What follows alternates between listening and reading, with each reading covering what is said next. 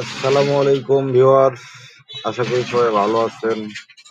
আপনাদের দোয়ায় মোটামুটি আমিও ভালো আছি। নতুন একটি ভিডিওতে আপনাদের স্বাগতম।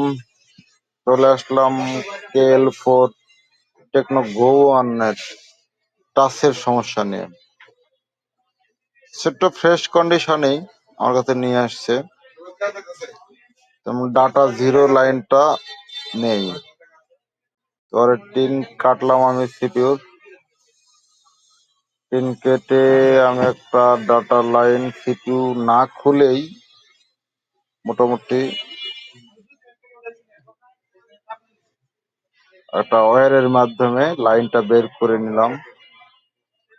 দেন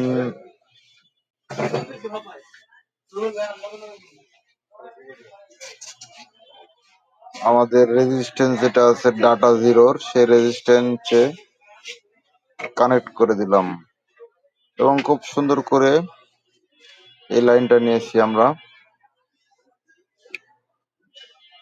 এই ধরনের ওয়্যারের মাধ্যমে। এই যে ওয়্যারটা দেখতে পাচ্ছেন,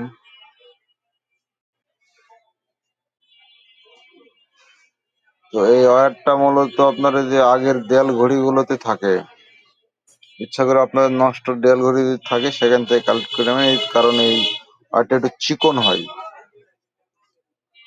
আর মার্কেটের যে ওয়্যার এটা একটু মোটা হয়, আইসি রানিং অবস্থায় ঢোকানো যায় অনেক সময় পসিবল হয়ে ওঠে না। তো কানেকশন ডাটা জিরো 4 নম্বর রেজিস্ট্যান্স দিয়ে দিয়েছি।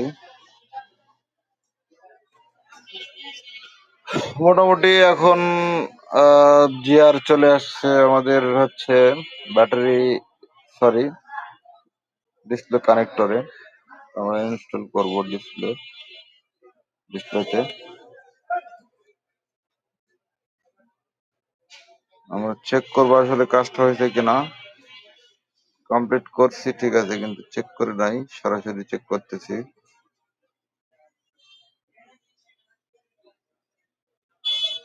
এ ধরনের নিত্য নতুন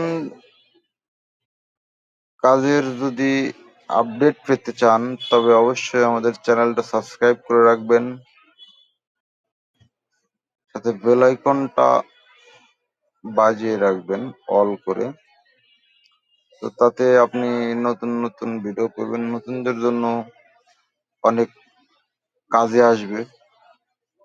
অনেক সময় আইসি না খুলেই কাজটা হয়ে যাচ্ছে, এটা এখন ভালো লাগবে সবারই। ধন্যবাদ ভিউয়ার্স, ভালো থাকবেন, সুস্থ থাকবেন, আল্লাহ হাফেজ।